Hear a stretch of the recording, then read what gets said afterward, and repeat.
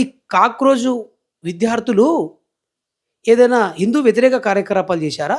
బొట్టు పెట్టుకోవద్దని చెప్పి ఉద్యమాలు చేశారా? బొట్టు పెట్టుకోవడం తప్పని, విగ్రహాలను పూజించడం తప్పని చెప్పారా? కాషాయం గుండ జెండా గురించి దూషించారా? గోమాత గురించి తప్పు మాట్లాడారా? వేదాలు, ఉపనిషత్తులు, ఆగమాలు, ఆలయాల గురించి తప్పు మాట్లాడారా? అసలు కాక్రోజు విద్యార్థులు చేసిన ఉద్యమము ఇప్పుడు ఇలాంటిదో గ్రహించలేకపోతే ఎలా? ఒక గురుస్థానంలో ఉండి ఇప్పుడు పంజాబు, హర్యానా, ఉత్తరప్రదేశ్ అనేక రాష్ట్రాల రైతులు ఢిల్లీలో నిరసన తెలియజేస్తే వారిని తప్పంటిరి. ఇప్పుడు విద్యార్థులు ఉద్యమాలు నిరసనలు చేస్తే వీళ్ళని తప్పంటిరి. అసలు చదువుకున్న విద్యార్థులు చదువుల కోసం, కాలేజీల కోసం, ఉద్యోగాల కోసము అంటే రోడ్ల మీదకి రాకూడదా? చదువులు చక్కగా చెప్పాలి, ఉద్యోగాలు దొరకాలి, పరీక్షలు మంచిగా నిర్వహించాలి, తప్పిదాలు జరగకూడదని అంటే విద్యార్థులు ఎప్పుడు రోడ్ల మీదకి రాకూడదు. ఎప్పుడు మీ ప్రవచనాలు వింటూ ఉండి మీ మత ముసుగులో ఉంటూ ఉండాలి. ఎప్పుడు ముస్లింలను, క్రైస్తవులను తిట్టుకుంటూనే ఉండాలి. ఇది తప్ప ఒక విద్యార్థికి చదువు, ఉద్యోగం చాలా ముఖ్యం. ఇప్పుడు ఆ నిరసనకారుల లోపల చాలామంది చేరిపోతారు. ఇప్పుడు కొన్ని సినిమాల్లో చూస్తుంటాం, ఏదన్నా ఒక గుంపు వెళ్తుంటే అందుట్లో రౌడీలు ప్రవేశించి రాళ్ళు రువ్వడం పోలీసుల మీద.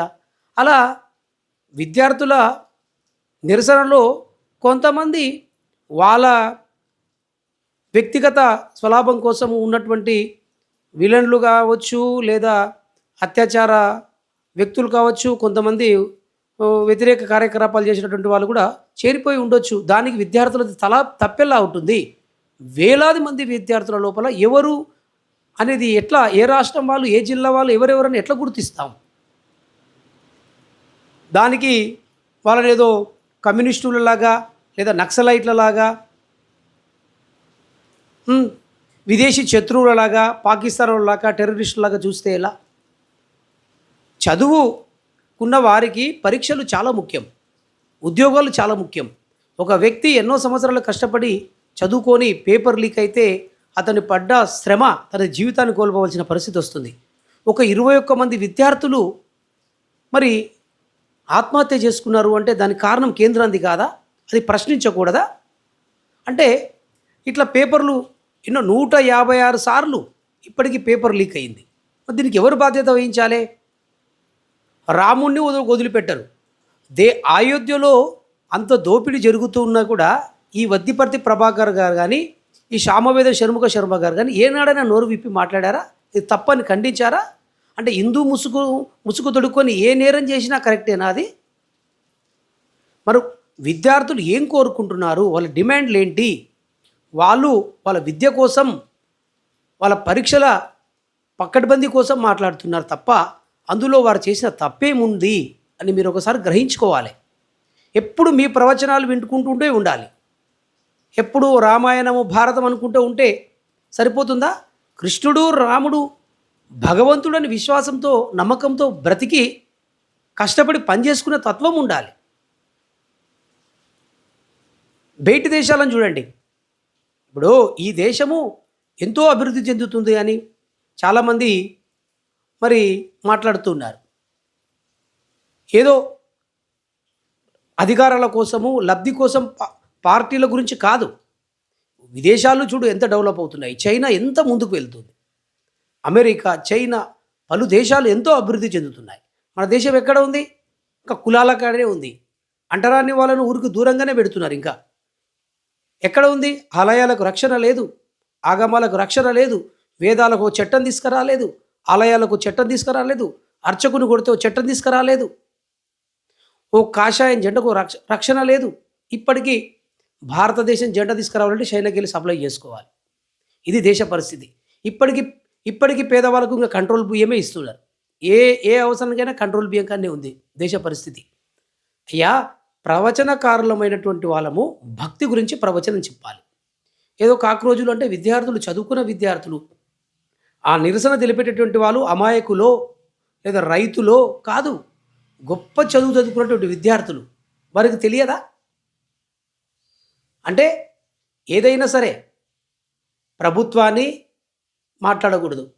ఎన్ని పరీక్షలు పేపర్ లీక్ అయినా, ఎన్ని ఉద్యోగాలు కోల్పోయినా, ఎంత చదువులు సక్రమంగా చెప్పినా, ఇప్పుడు పెద్ద చదువుకోవాలంటే అమెరికాకు వెళ్ళాలి, బయటి దేశాలకు వెళ్ళాలి. మరి ఏం మన దేశంలో పెద్ద చదువు ఎందుకు దొరకడం లేదు?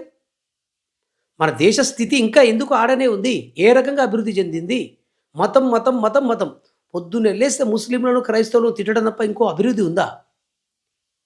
విద్యార్థులకు ఉద్యోగాలు, చదువులు ముఖ్యం. ఉచిత చదువులు లేవు. కార్పొరేట్ చదువులు లక్షలు పోసి చదువుకుంటున్నారు. ఎక్కడుంది? ఉద్యోగాలు లేవు. సాఫ్ట్‌వేర్‌లుగా బయటి దేశాలకు ఉద్యోగాలు చేస్తున్నారు. మన దేశంలో మరి ఆ పరిస్థితులు ఎందుకు లేవు? ఒకసారి ఆలోచించుకోవాలి. ఏదో ఎప్పుడు మతం, మతం, మతం, మతం. మతం అన్నం తీసుకొచ్చి పెట్టదు.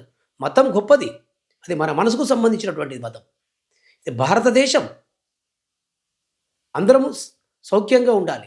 ఎంతోమంది భారతీయులు విదేశాల్లో బతుకుతున్నారు. వారందరూ క్షేమంగా ఉండాలి. వారందరూ క్షేమంగా ఉండాలి.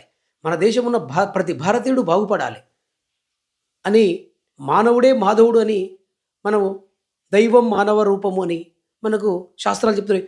సాటి విద్యార్థులు, తల్లిదండ్రులు, వాళ్ళ విద్యార్థులు, వాళ్ళ కొడుకులు, వాళ్ళ కూతుర్లు ఉద్యమాలు చేస్తూ ఉంటే మరి వాళ్ళ తల్లిదండ్రులు సపోర్ట్ చేయకూడదా? వాళ్ళకు తెలిసిన బంధువులు వాళ్ళందరూ కూడా నిరసన కార్యక్రమంలో పాల్గొనకూడదా? ఏం ఓహ్, అత్యాచారాలు చేసినటువంటి వాళ్ళకు ఆడపిల్లలు లేరా? మగ పిల్లలు లేరా? ఆ పిల్లల కోసం వాళ్ళు కూడా పాల్గొని ఉండవచ్చు. నేర చరిత్ర కలిగినటువంటి వ్యక్తులు మీకు నిరసనలో కనిపించినా వారి పిల్లలు ఆ నిరసన కార్యక్రమాల్లో ఉండొచ్చు. వారి కోసం వాళ్ళు వెళ్ళి ఉండవచ్చు. అంతేగాని విపరీతమైన పిల్లలను కొట్టడము, విచిత్రమైనటువంటి ఆడపిల్లలను కొట్టడము, మాట ఇచ్చి 3 డిమాండ్లు నెరవేరుస్తున్నామని చెప్పి మాట ఇచ్చి ఈరోజు పిల్లలపై కేసులు పెట్టిపోవడము, మాట తప్పడము మనిషి తత్వమా ఇది? ఆడిన మాట తప్పడము. శ్రీరామచంద్రుడు ఆడిన మాట తప్పలేదు. రాముని పేరు చెప్పుకునేటటువంటి వాళ్ళు మాట తప్పడం ఎలా? కాక్రోజులు ఎంత గొప్ప నిరసన తెలియజేశారో మనం అప్రిషియేట్ చేయాలి. భవిష్యత్తులో పేపర్ లీక్ కాకుండా మనం సపోర్ట్ చేయాలి. ఏ ప్రభుత్వం ఉండకోకో మనం ఇప్పుడు కాక్రోజు పార్టీ విద్యార్థులందరూ ఏం పూజలు చేయడం లేదా? వాళ్ళ ముఖాలకు బొట్లు లేవా? వాళ్ళు ఏం పూజించినటువంటి వ్యక్తులు కాదా? వాళ్ళ ఆ నిరసన లోపల హిందూ దేవుడు అని ఏమైనా తిట్టారా? ఎవరైనా దూషించారా మతాన్ని? మతం కోసం కాదు వాళ్ళు పోరాటం చేసింది. ఆ నిరసనకారులో అన్ని కులాలు, అన్ని మతాల వాళ్ళు ఉన్నారు. వాళ్ళు చదువు కోసం, ఉద్యోగాల కోసం, పేపర్ లీక్ అయిన దానికోసం పోరాటం చేశారు తప్ప, మీరు ప్రవచనాలు చెప్పుకునేటువంటి వాళ్ళు మన మతాన్ని కాపాడుకోవాలి, మన దేశాన్ని కాపాడుకోవాలి కాక్రోజుల నుంచి అని చెప్తున్నారు.